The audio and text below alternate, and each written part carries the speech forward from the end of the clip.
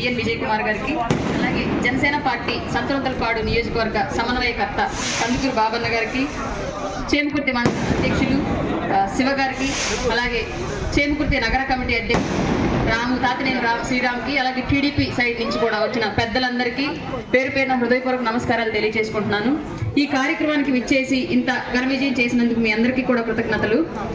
రాబోయే రోజులు ఆంధ్ర రాష్ట్రానికి ఈ 2 నెలలు చాలా గడ్డు కాలము. ఈ 2 నెలలు దాటితే ఉమ్మడి ప్రభుత్వంలో మనందరికీ వచ్చేది సువర్ణ కాలం అన్నమాట. మనం గుర్తుంచుకోండి. ఇప్పటి వరకు ఒక 5 ఏళ్ల సైకో పాలన రాష్ట్రం చూసింది. గతంలో ఎన్నడూ కనీ విని ఎరుగని రీతిలో ఈ 5 ఏళ్లు ఆంధ్ర రాష్ట్ర ప్రజలు ఈ వర్గం ఆ వర్గం అని లేకుండా అన్ని వర్గాలు పీడించబడ్డారు.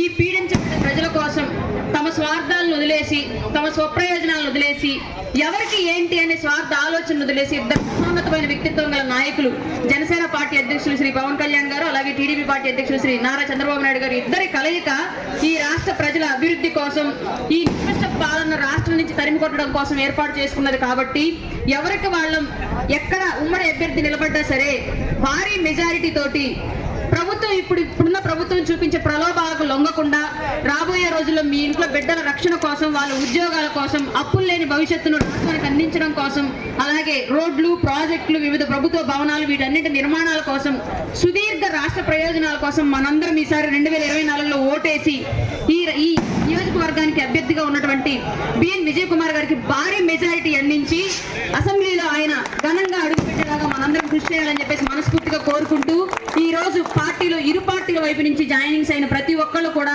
మీ భుజాల మీద ఉన్నది కండువాలు కాదు, ఈ రాష్ట్ర బాధ్యత గుర్తుపెట్టుకుని ప్రతి ఒక్కళ్ళు ఎంతో బాధ్యతాయుతంగా మీ పాత్రని ఈ రాజకీయాల్లో నిర్వర్తించాలని. 24లో వచ్చే సార్వత్రిక ఎన్నికలు చాలా కష్టమైన, నేను మళ్ళీ చెప్తున్నాను. దాడులు జరుగుతాయి, ఇబ్బందులు జరుగుతాయి, ప్రలోభాలు వస్తాయి మన దాకా. వీటన్నింటినీ దాటుకొని విజయం మన చేత వెంటబెట్టుకొని ప్రతి ఒక్క ఉమ్మడి అభ్యర్థిని అసెంబ్లీ వరకు తీసుకెళ్లాలని చెప్పేసి మిమ్మల్ని అందరినీ రిక్వెస్ట్ చేస్తూ నాకు అవకాశాన్ని కల్పించినందుకు పెద్దలందరికీ హృదయపూర్వక ధన్యవాదాలు తెలియజేసుకుంటున్నాను.